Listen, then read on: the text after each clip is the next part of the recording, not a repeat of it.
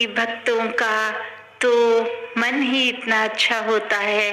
कि वो सिर्फ अपना छोटा सा घर गृहस्थी का दायरा नहीं, पूरे संसार के लिए परोपकारी बनते हैं। वो जो बात की एक जगह भी जो भी जिक्र हो रहा था कि भक्त जहाँ बैठ जाते हैं वो जगह ही सुनहरी हो जाती है, सुहावनी हो जाती है। कि ये तपती गर्मी में भी भक्त ठंड का काम करते हैं और ठंडी बर्फ में भी ये प्यार वाली निग, ये एक वार्मथ हार्ट की जो एक दूसरे दिल से दिल तक की ये पहुंचाते हैं। और भक्तों को ये अलग जो नजरिया एक दृष्टिकोण मिलता है वो बाकी दुनिया के अन्य व्यक्तियों से भक्तों में अलग क्या होता है, तो वो नजरिया इस परमात्मा का ही है कि बाकी दुनिया इस संसार को एक माया रूप देख के इसी में उलझ जाती है कि ये शरीर मिला है तो इससे परोपकार करने की बजाय इसमें अहंकार करके इसी के ही नशे में रह के एक अकड़, एक अहंकार को प्रबल करते हुए अपने काम करती है। और वहीं भक्त तो चाहे कितना भी बल हो शरीर में, अपने आप को विनम्र ही मानते हैं, चाहे कितने भी बुद्धिमान हो, अपने आप से ज्यादा पूरे संसार को श्रेष्ठ मानते हैं कि ये शरीर, ये बुद्धि, ये अक्ल जो भी दिया इस परमात्मा ने ही दिया है। तो जीते जी सारा समय इस परमात्मा के यशोगान में ही बीते, कोई भी कार्य करते समय इस परमात्मा को प्राथमिकता बनाई जाए, ये प्रायोरिटी बनाई जाए, तो वाकई ही वो कार्य सिर्फ सफल ही नहीं होता,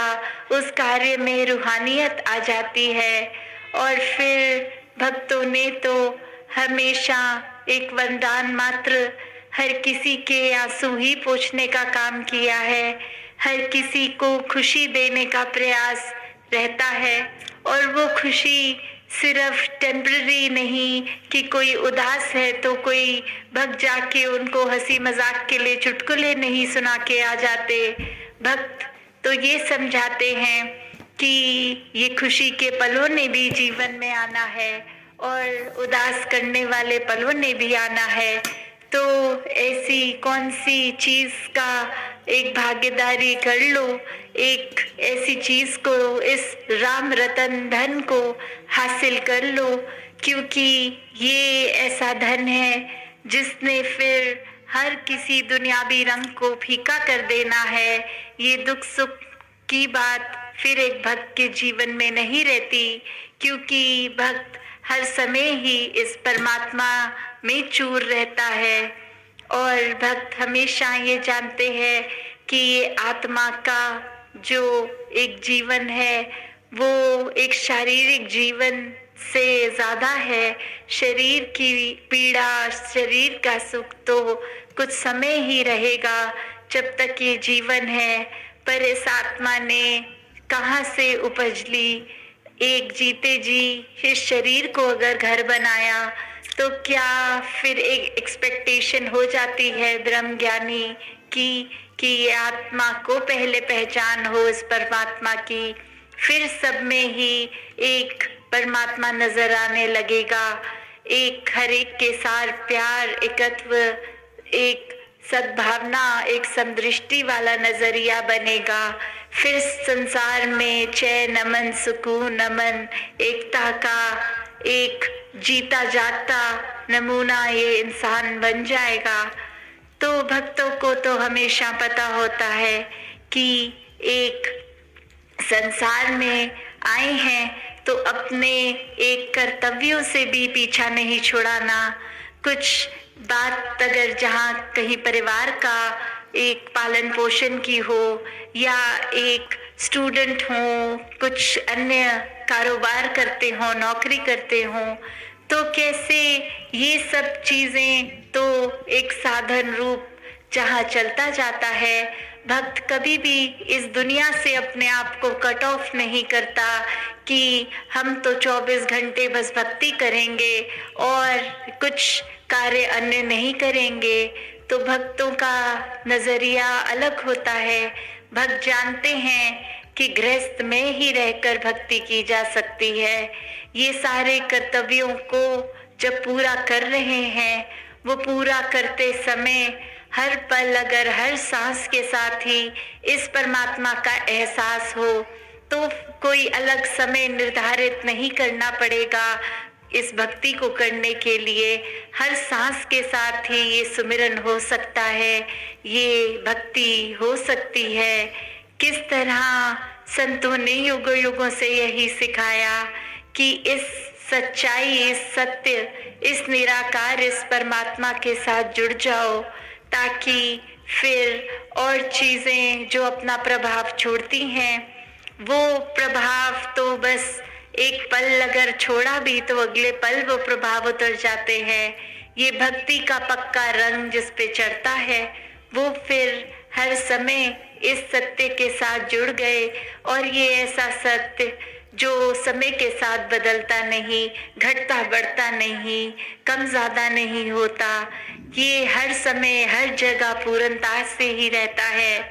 तो जब इसकी समझ आ गई तो जीवन का हर पल फिर एक मुबारक पल बन जाता है। बहुत ही जीवन में फिर जो आत्मा की तड़प थी वो जीते जी समझ जाती है कि जब तक इस शरीर में है, इस शरीर से एक परोपकारी काम ही लेना है। सिर्फ एक अपने एक सेल्फिश होके सिर्फ अपने ऊपर ही नहीं हर काम करना, एक संसार पूरे के लिए अपना योगदान देना है। तो फिर ये जिस समय भी, क्योंकि इन श्वासों का तो पता नहीं, किसी की बाल अवस्था में ही चली जाती हैं, किसी की जवानी में, किसी बुढ़ापे में, तो ये कार्य टालना नहीं है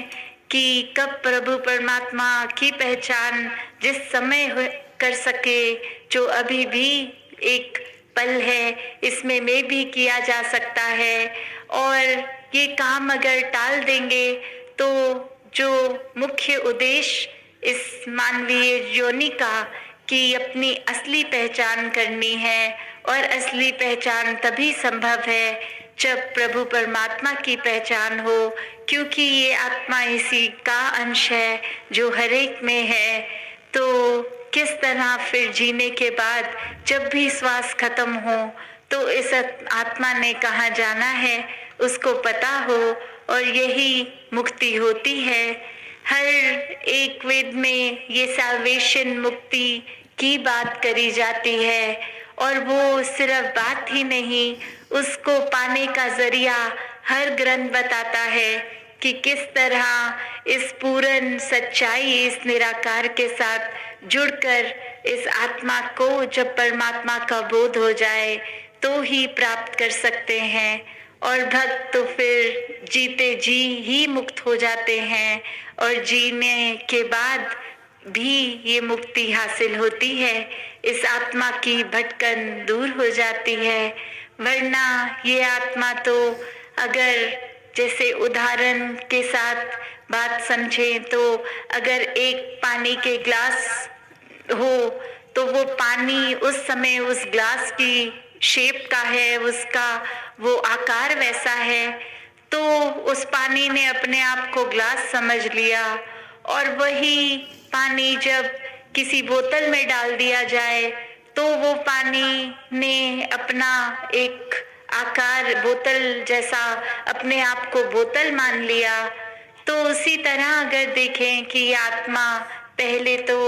ये कोई भी योनि में कभी कुत्ता, कभी कुछ भी जानवर, कभी पेड़, कभी ऐसे बदलते हुए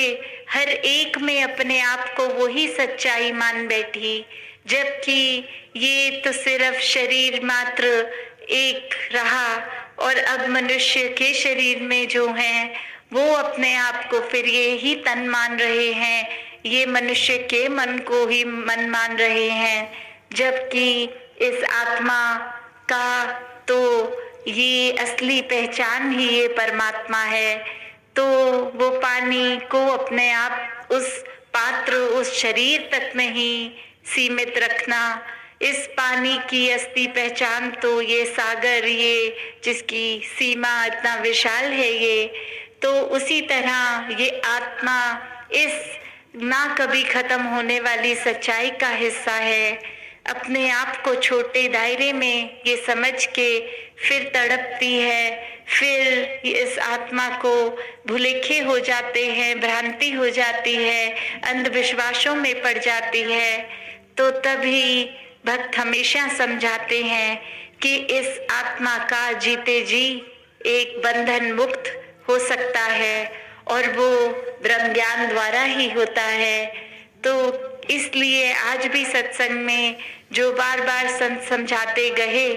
कि एक इंसान तो अच्छा बनना ही है, क्योंकि इंसान के शरीर में है, तो वो एक्सपेक्टेशन भी इंसानिय गुणों की होनी है। पर ये गुण कुछ सीखे सिखाए गुण ना हो, ये तो जीते जी हर श्वास में अच्छाई करने का इस शरीर से काम ले पाएंगे, जब ये शरीर, ये आत्मा परोपकार में लगी हो, इस निराकार के रंग में रंगी हो, इसके साथ जुड़ी हो। तो कैसे अपने जीवन में हर समय वो आनंद की अवस्था प्राप्त करनी संभव हो जाती है, जब मन से हर समय इस दातार का सुमिरन चल रहा हो, दिल इसी के साथ, इसी के एहसास में टिका हो। ये इच्छा हर समय कि ज्यादा से ज्यादा सत्संग मिल पाए, संतों के वचनों को सुना जाए, वो बात जो भी सत्संग में सीखी उसको अपने जीवन में लागू करके इस निराकार के साथ जुड़ा जाए, और सेवा फिर हर समय की बन जाती है। जब कभी भी एक दिल से इस निराकार के साथ जुड़कर वो भाव आए कि पूरा संसार अपना है, किसी से नफरत नहीं करनी, हर किसी के लिए जिस तरह भी जो भी कंट्रीब्यूशन कर पाए उसको एक समर्पित भाव से, कि दिल इस दातार पे ही आधारित कि मैं करने वाला अब हट गया, जो कर रहा है दातार है, सिर्फ एक साधन अगर मेरा शरीर बना तो इसमें कोई अहंकार की बात नहीं, ये तो एक समर्पित मन की कुछ ना करने का एक, अगर अब हमारे ऊपर है तो कुछ करने के काबिल नहीं है, और ये दातार, ये परमात्मा ही करवा रहा है तो कुछ हो रहा है। तो जब ऐसे भाव होते हैं तो फिर ये सेवा भी एक पूर्णता से की जा सकती है, एक सही उद्देश्य से की जाती है। तो दातार कृपा करे कि हर किसी के जीवन में जहाँ सिर्फ ये परमात्मा का वास और गहरा और प्रबल होता जाए, वहीं सेवा, सिमरन और सत्संग का पहलू, कि अपने मन को ये सब अंधविश्वासों से, भरम भुलेकों से हटा के सिर्फ और सिर्फ जब इस सच्चाई से जोड़ते हैं तो सब भ्रांतियां मिट जाती हैं। सब कुछ अब जैसे सूरज होता है, ये पता होता है, तो उसकी पहचान यही